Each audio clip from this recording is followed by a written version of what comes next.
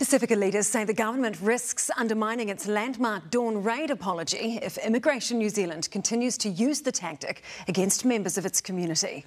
In 2021, the government apologised for racially targeted immigration raids on Pacific Islanders in the 1970s. But an Auckland lawyer says his clients were targeted by an early morning raid just a fortnight ago.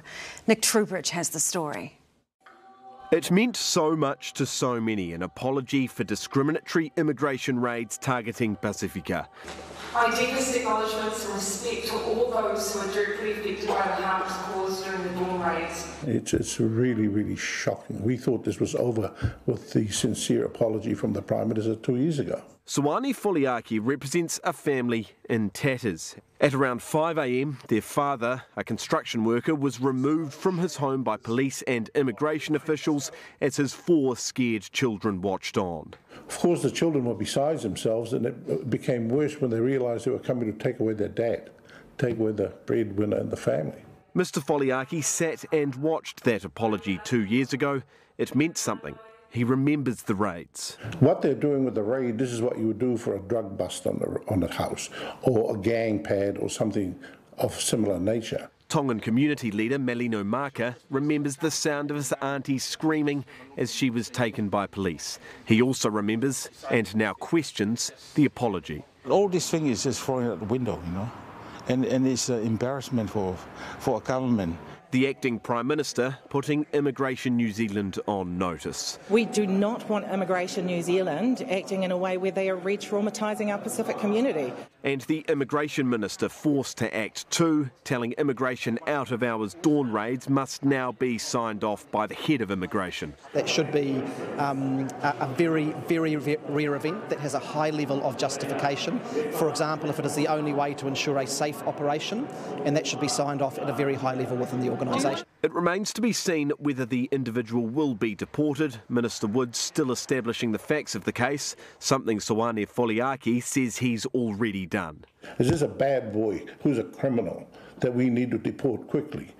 No, this person here has got a New Zealand family, and we need to protect the family. As the government scrambles to make good on an apology that's now in question. Kia ora, Nick. So what's Michael Woods said to the Immigration Ministry?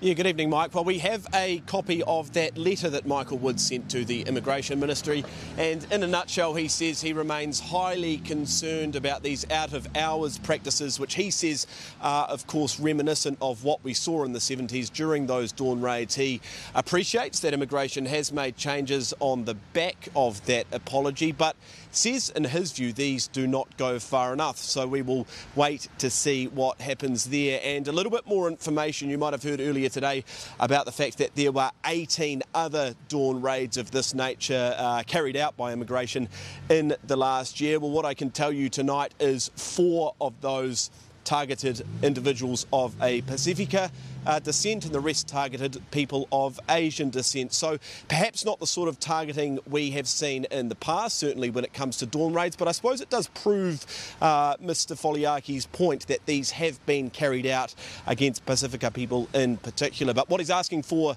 in this case, when it comes to the man's immigration status, is a little bit of discretion, because as he points out, if this man was to leave, he is the breadwinner for the family, then we potentially have a mother and 4 children surviving on a benefit, Mike. And who pays for that? Well, of course, that is you and I. So simply in this case, he is asking for some understanding and some discretion. Mike.